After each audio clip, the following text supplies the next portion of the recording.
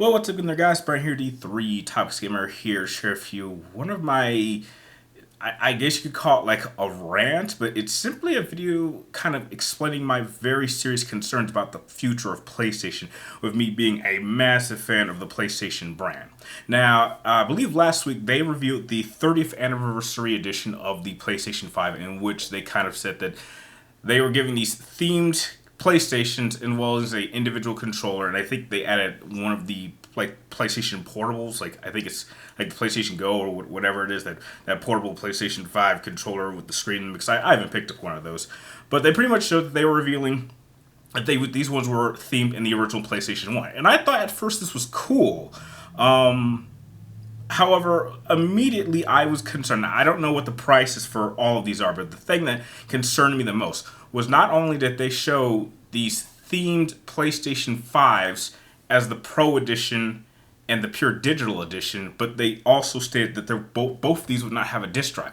You would think that out of the outcry of everyone complaining that you're charging so much for the PlayStation Pro with no disc drive, you would make a PlayStation anniversary themed console, both the basic digital and the Pro digital, and make those themed PlayStation, and yet there's no disc drive. And even if you tried to apply a disc drive, it probably wouldn't be in the same theme style, so it would stand out and look like it's not supposed to be a part of that. And here's why this is concerning. I think I stated this in my last video reacting to like the $700 price that they want for the PlayStation Pro. But this is a concerning idea that I'm afraid that the PlayStation 6 might end up going down a pure digital route. And I'm telling you, if they go down this route, I promise you, even as a massive PlayStation fan of my own, including I've even heard a lot of my friends who own PlayStation 5s agree in saying, if the next generation of PlayStation goes purely digital, I will not be getting a PlayStation. In fact, if it's revealed that the next Xbox has the option for a digital or disc, my ass is gonna pick up an Xbox, and I'm gonna use that for my primary console. Because when you choose to go down the route of pure digital console gaming, you pretty much make backwards compatibility completely pointless. All of the disc games I picked up for this system would be completely useless.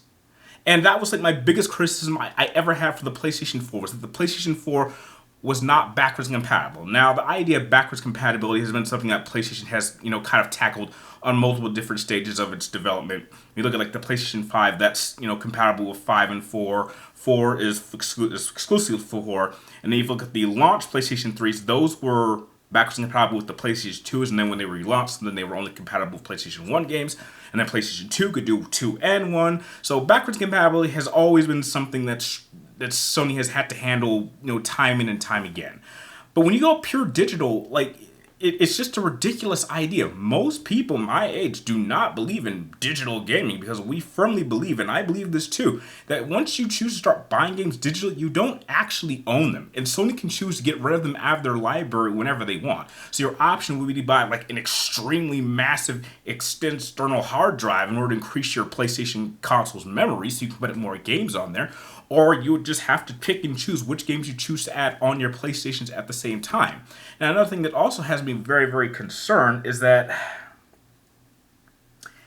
I just get the feeling that Sony, the heads of Sony, are getting into this mentality that because they've been so successful with the PlayStation 5 over its competition, primarily Microsoft, because, Nintendo's probably getting ready to release their next Switch machine, if it's called, Switch 2 or something. They're getting ready because the Switch has been so successful, and that's like, I think, a 7 or almost 8 year long, like, hybrid console handheld.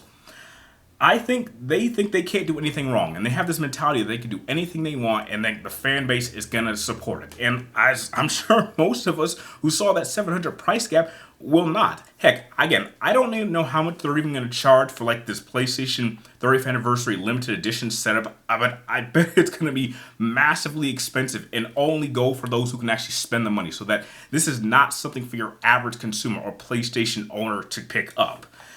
And it's just concerning. Like, we're halfway to the PlayStation 5 lifespan. We should probably start hearing news of a PlayStation 6 probably in the next 2 or 3 years from now.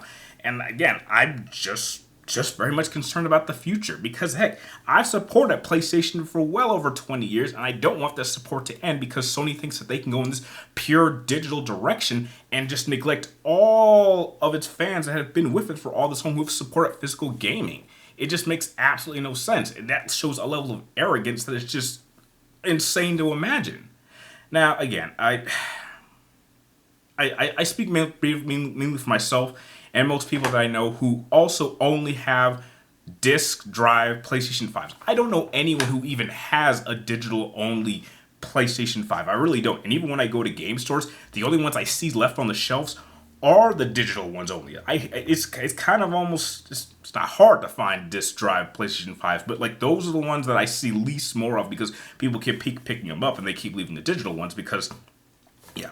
And here's the thing, if you're going to go down the pure digital route, you better start lowering the price of these games. The only way I would even entertain the idea of a pure digital PlayStation console is if you reduce the price of your games from like 60 and 70 to like 10, 15, or $20 a game or something. There's no way I would be willing to pay that for a game that I can't actually own.